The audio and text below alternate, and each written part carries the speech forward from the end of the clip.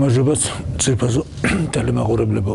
დღეს ჩვენი საუბრის თემაა საღვთო მადლისა და ადამიანის თავისუფალნების ურთიერთმიმართების საკითხი. მოგესალმებით, რომ ქრისტიანის ცხოვრება საღვთო საიდუმლოებებში აღესრულება, სადაც ერთობ ძალუმად მოქმედებს საღვთო მადლი,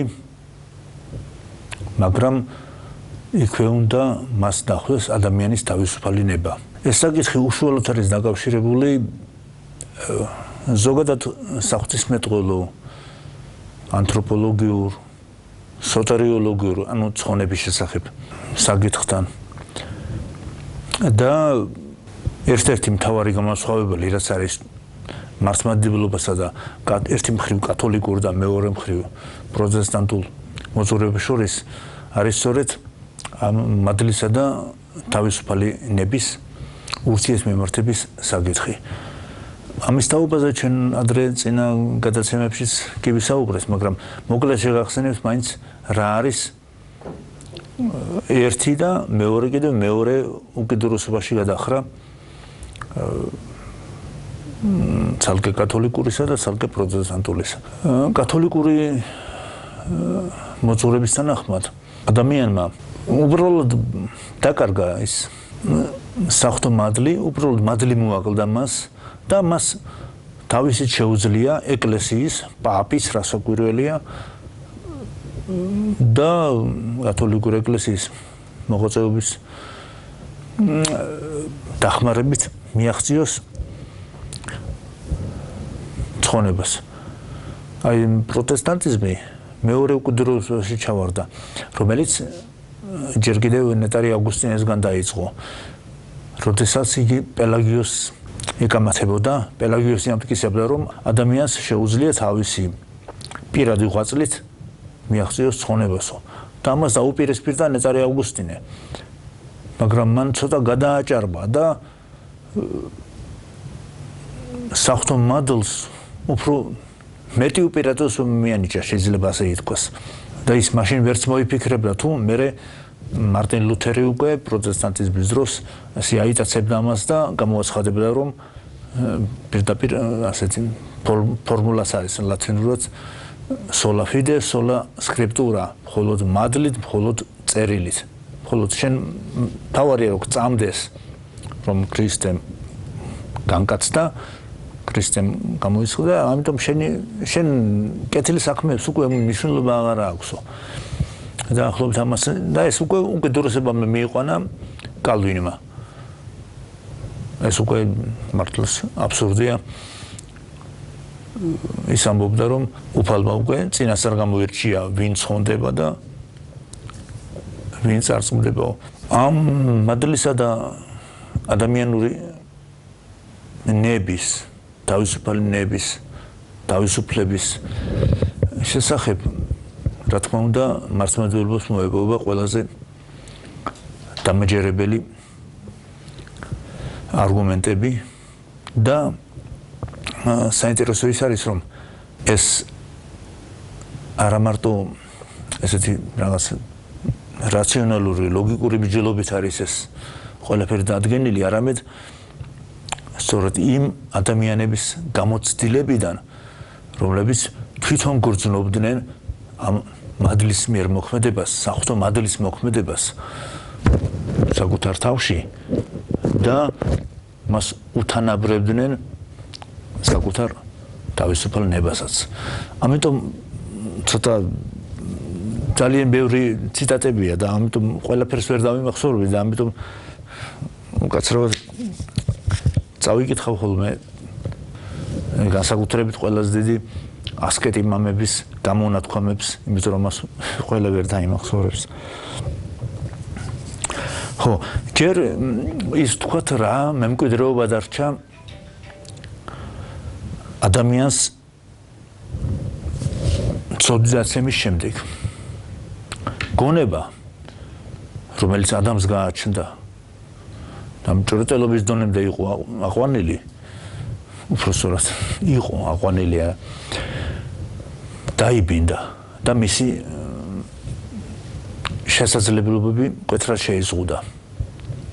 სინდისი სადღაც სულის სიღრმეშია ჩაგარგული, რწმენა მთლემარე მდგომარეობაში იმყოფება, ხოლო სიყვარული ფერფლისა და ნაცრის ქვეშ მყოფ ხადარს უაგონებს.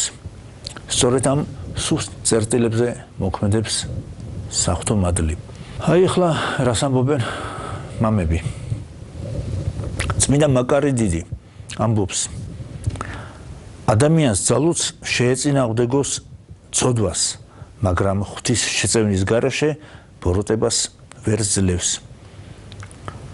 მას მადლი წარმოუდგენია ადამიანის გამომთნიანებელ, გამათბობელ სინათლედ და ცეცხლად. იგია ცეცხლი, რომელზეც მაცხოვარი ამბობს ლუკას ახარებაში, ცეცხლის ამოვედ მიფენვად ქვეყანასაზე და არამნებოს მათანვე აღიგზნასო. იონე კიბისამხწერელი მადლს არანივთიერ ცეცხლს უძებს, ხოლო ისაა კასური სულიწმიდის ცეცხლს, რომელიც გულზე მოქმედებს. მადლი საიდუმლოდ ჩდება გულში, წყინავის სხივის მსგავსად და ანათებს სულს, წერს წმინდა სვიმეონ ახალი ღვთისმეტყველი, მე-11 საუკუნის მამა. გული მადლის სათავსოს წარმოადგენს ადამიანში. და მადლის ძალა ნათლისღებით გადმოდის და იქ რჩება შინაგან ფაქტორად, გამწმენთ, მკურნებელ, მაინტეგრირებელ, მატრიადიზირებელ, ჰარმონიზირებელ, შეიძლება ესე ვთქვათ. ანუ ერთ-ერთ უმთავრეს ფაქტორად აპოკატასტასისა. აპოკატასტასის ახლა ვიძახით მართლმადიდებლური გაგებით და არა ორიგენესეული გაგებით. აპოკატასტასისი პავლე მოციქულის ხმარობს ამ სიტყვას, ანუ ყოვლად აღდგენა, როცა იქ მეორედ მოსვლის დროს და არა ისე როგორც ეს მიაჩნდა ორიგენეს, რომ ყველა ცხონდება, ყველა დაცემული სულით, ვიწიაში მაგის ჩათვლითო.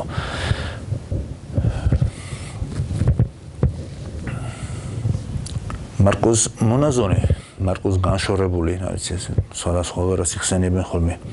ამბობს, მადლი ნათლისღებით საიდუმლოდ გვეძლევა. იგი მცნებების აღსრულების ანალოგიურად მოქმედებს და არ წყვეტს საიდუმლო მოქმედებას. მის მოქმედებას ადამიანი გრძნობს ყოველი სათნოების ქმნის დროს. მადლი უხილავი ნათელია, რომელიც ხან კაშკაშებს, ხან სუსტად ანათებსო. დიოდოქოს ფოტიკელი ამბობს, რომ მადლი ნათლის ღების შემდგომ გონიერ გრძნობაში იფარება. მადლი ხდის ჭრეტას ჭეშმარიტს. სიმონ ახალი ღვთისმეტყველი განარჩევს მადლის ორ ხარისხს, ნათლის ღების დროს მიღებულ მადლს და მადლს, რომელიც გამორჩეულებს ეძლევათ ხოლმე. მაგრამ საინტერესოა, რომ ცოდვა ნათლის ღების შემდგომაც ცოცხლობს ადამიანში. მართალია წყაროდან, ანუ საღვთო მადლიდან წმინდა წყალი გადმოედინება, მაგრამ ჭურჭელი მთლიანად არ არის განწმენდილი. ანუ ჩვენ ცოდვილი ადამიანები. მადლს ძალუც ცოდვასთან შეხება ისე, რომ თავად არ შეიბილძოს. მისი ამოცანა ისაა, რომ სულის ყველა მხარე მოიცვას და ცოდვის ძირიც გაახმოს. თავისუფალი ნებიდან რომ ამოზრდილა. როდესაც სულზე ცოდვა ბატონობს, მდგომარეობა იცვლება, მაგრამ მადლი არს მაშინ ტოვებს სულს. იონე უხრუპირი უფრო კონკრეტულად საუბრობს სულსა და გონებაზე, მადლის მოქმედების შესახებ. მადლის მიერ იწყებს გონება მოქმედებას, მაგრამ ამ დროს საჭირო ადამიანის ნების დასტური, რომელსაც ელოდება უფალი, რადგან ნების თავისუფლება ხელშეუხებელი საკურთხეველია ჩვენი სულისაო. გრიგოლ ღვთისმეტყველი წერს, რომ მადლის მოქმედებით განჯა ნელ-ნელა ღებულობს კურნებას, ჩდება ცოდნა და რწმენის პირველი ყლორტები. ამას შემდგომ მოძდევს მადლის უსუალო შეხება სულთან და ამ დროს ადამიანს შინაგანი ხმა ესმის. რადგან სულიწმინდის მადლი მის გონებას ღვთის საცხოვრისას გარდაქმნისო. ამას უკვე კირილი იერუსალიმი ბრძანებს. ახლა უშუალოდ მადლისა და თავისუფლების საკითხს შევეხოთ, რომელსაც აუარებელი ლიტერატურა არსებობს. მართლმადიდებლური სწავლებით ადამიანის ცხონება იწყება ჯერ კიდევ მაშინ, ვიდრე იგი თვითონ გადაგავს ნაბიჯ სამგზაზე. ეს ოქროპირის სიტყვებია. მადლი არ მოქმედებს ცალკე ადამიანის მონაწილეობის გარეშე და მას რამოდენიმე საფეხური გააჩნია. იგი მოქმედებას გონებიდან იწყებს, შემდეგ მოიცავს გულს და ბოლოს ეხება ნებას. და სწორედ აქ ხდება მისი კონცენტრაცია, რაც ნების თანდათანობითი გადახრით გამოიხატება ან ერთ ან მეორე მხარეს. უკანასკნელი მომენტი ყველაზე მთავარია, რომლის დადგომასაც სულიწმინდის მადლი ელოდება, რათა უფრო სრულად გამოავლინოს თავისი მოქმედება.